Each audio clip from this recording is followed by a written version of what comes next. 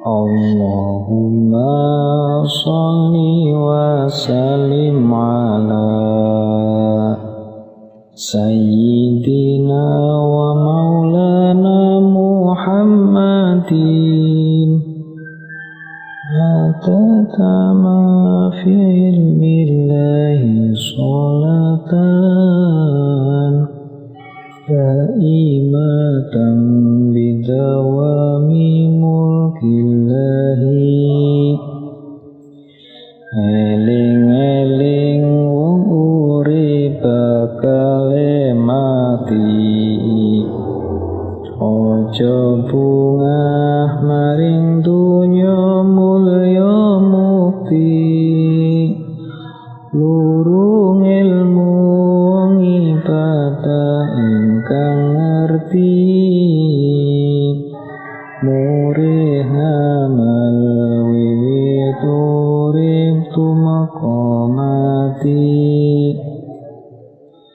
Wajib pasrah ngandel maring Pangeran sarta nderek marang Nabi kang pungkasan Rukune Islam iku 5 perkara ingkang dingin ngucapaken syahadat loro kaping pindho manjing wektu kudu sholat kaping telu lamun sugih aweh zakat kaping papat puasa wulan Ramadan kaping 5 munggah haji lamun kuwasa Allahumma sholli wa sallim ala Sayyidina wa maulana Muhammadin Hatatama fi ilmillahi sholatan Da'imatan bidawami mulkillahi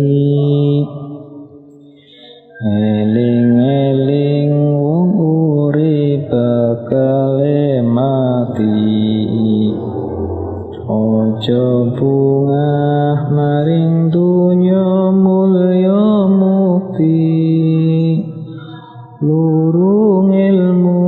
wong ibadah ingkang ngerti Murih amal wiwit urip tumeka mati Wajib pasrah ngandel maring Pangeran sarta nderek marang Nabi kang pungkasan Rukune Islam iku 5 perkara ingkang dingin ngucapaken syahadat loro kaping pindho manjing wektu kudu sholat